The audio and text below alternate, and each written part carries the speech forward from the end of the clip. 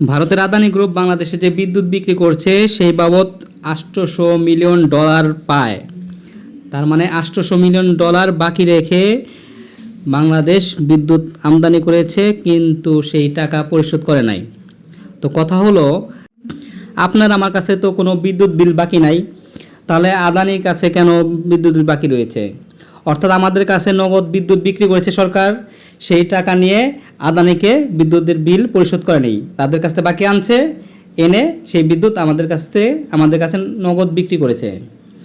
আর যে টাকা আমাদের কাছ থেকে নিয়েছে সেই টাকা তারা কি করছে? পকেটে ঢুকিয়েছে, বিদেশে পাচার করেছে। তারা শুধু বিদ্যুৎ বিল আমাদের কাছ থেকে নিয়ে ক্ষান্ত হন নাই, এই বিদ্যুৎ বিলের নামে সেখানে মিটার ভাড়া ও ডিমান্ড চার্জ নামে একটা চার্জ নিয়েছে, মোট আরও প্রায় 50-60 টাকা তারা বেশি নিয়েছে। এত হাজার কোটি টাকা নিয়ে তারা 1 টাকাও আদানি গ্রুপকে পরিশোধ করেনি।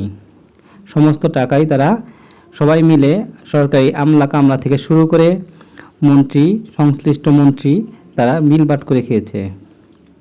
বর্তমানে যারা দেশ পরিচালনা করেছেন তারা যদি এখন একটু জ্বালানি ও বিদ্যুৎ মন্ত্রণালয় একটু ঘোটাঘাটি লাড়াচাড়া দেয়, তাহলে অনেক গর্তের সাপ বের হয়ে আসবে। ভাই রে ভাই, কত বড় চোর না হলে এইভাবে করা যায়? চোর তো না, ডাকাত চোর ফেলা দিচ্ছে তারা।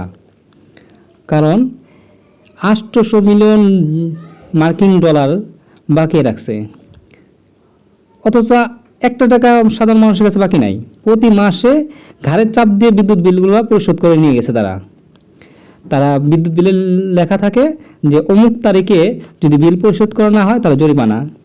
তারপর একটা ডেট দেওয়া থাকে 3-4 দিন পরে, সেদিন যদি পরিশোধ করতে না পারে তাহলে কি হবে? মিটার কেটে দেবে।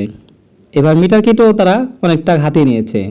মিটার কাটার পরে সেই মিটার সংযোগ দিতে এসে 600-700 টাকা তারা হাতিয়ে নিয়েছে। এতকাল তারা ভারতের আদানি গ্রুপ থেকে বিদ্যুৎ বাকি নিয়ে আমাদের দিয়েছে, আর আমাদের বুঝিয়েছে যে বিদ্যুৎ উৎপাদন করতেছে, বিদ্যুৎ উৎপাদনের পর্যাপ্ত জ্বালানি নেই, তাই লোডশেডিং। কত বড় চোরের চোর!